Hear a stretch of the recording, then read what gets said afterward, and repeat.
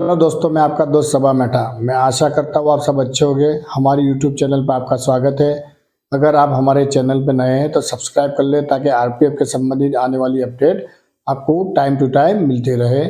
मैंने लगभग सभी टॉपिक पे वीडियो बनाया हुआ है, फिर भी बहुत से बच्चों का कन्फ्यूज़न रहता है मेडिकल के संबंध में। तो आज मैं एक फिर से वीडियो बना रहा हूँ जिसमें आपको मेडिकल के बारे में बताऊँगा।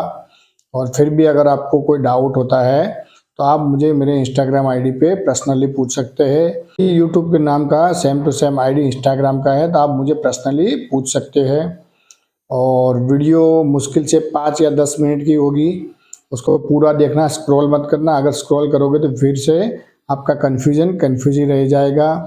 तो मैं यहाँ साइड में आपको जो दिख रहा है उसमें मेडिकल के संबंध में क्लियर लिखा हुआ है कि आरपीएफ का मेडिकल B1 कैटेगरी का होता है। क्योंकि रेलवे में बहुत सी कैटेगरी होती है, अलग अलग कैटेगरी। तो जो आरपीएफ का मेडिकल है B1 कैटेगरी में रखा हुआ है।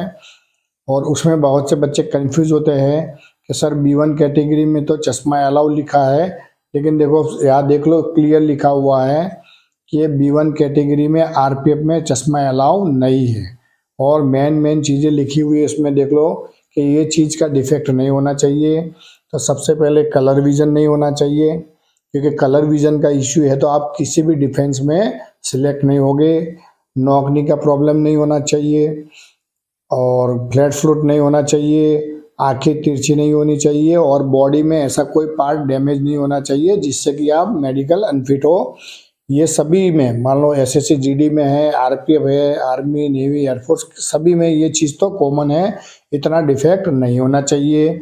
साथ साथ में आपको ध्यान रखना है कि बॉडी में इतना कोई बड़ा टैटू मत बनाना जिससे कि आप मेडिकल में अनफिट हो, क्योंकि डिफेंस के मेडिकल में टैटू अलाउ नहीं है और आरपीएफ में भी अलाउ नहीं है।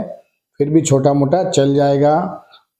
और ये खास बात कि आरपीएफ का मेडिकल इतना हार्ड नहीं है, तो आपको कंफ्यूज होने की भी ज़रूरत नहीं है। बस तसल्ली से जो चीज़ पूछता है डॉक्टर उस हिसाब से आप उसको जवाब देते रहना, आराम से पास हो जाओगे आप। और इसी के साथ बहुत बच्चे पूछते हैं कि साहब अगर मान लो कोई जला हुआ का थोड़ा निशान है, या टीथ में थोड़ा कहीं टूटा हुआ है, थोड़ा सा सडन है, तो क्या उससे हमारे पॉइंट कम हो जाते हैं? तो मैं आपको क्लियर बता दूं कि आरपीएफ में ऐसा पॉइंट सिस्टम नहीं है। अगर आप फिजिकल में पास हो गए हो, सीबीटी में पास हो गए हो, डॉक्यूमेंट वेरिफिकेशन आपका क्लियर हो चुका है, तो आपको मेडिकल में भेजा जाता है। और मेडिकल आपको कंपलसरी जो है वो देना ही है, इसमें कोई पॉइंट सिस्टम नहीं है। जिसमें डिफेक्ट आएगा उसको आपको अनफिट कर सकता है। और उसके अंदर एक क्लियर लिखा हुआ है कि अगर जो भी बच्चे को मेडिकल में भेजा जाता है वो अपने आप को सिलेक्ट ना समझे। अगर मेडिकल में वो अनफिट होता है तो वो बाहर कर दिया जाएगा। ये सब नोटिफिकेशन में क्लियर लिखा हुआ है। तो आपको समझ में आ गया होगा मेडिकल के बारे में। अगर फिर भी आपको कोई भी इश्यू है तो मेरा जो इंस्टाग्राम आईडी है इसी नाम का है, आप उसमें मुझे पर्सनली पूछ सकते हो। और जो बच्चे स्टडी मटेरियल के बारे में पूछते हैं और बुक के बारे में, तो वो हमारा व्हाट्सएप ग्रुप बना हुआ है।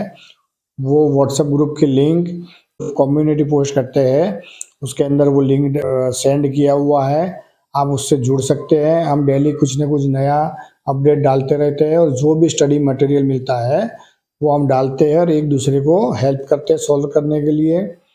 तो आशा करता हूँ कि हमारी वीडियो आपको यूज़फुल होगी। और कोई भी क्वेश्चन है तो आप मुझे बिंदास पूछ सकते हो, और मुझे पर्सनली पूछना है तो इंस्टाग्राम पे भी पूछ सकते हो। तो आपका कन्फ्यूज़न दूर हो गया होगा।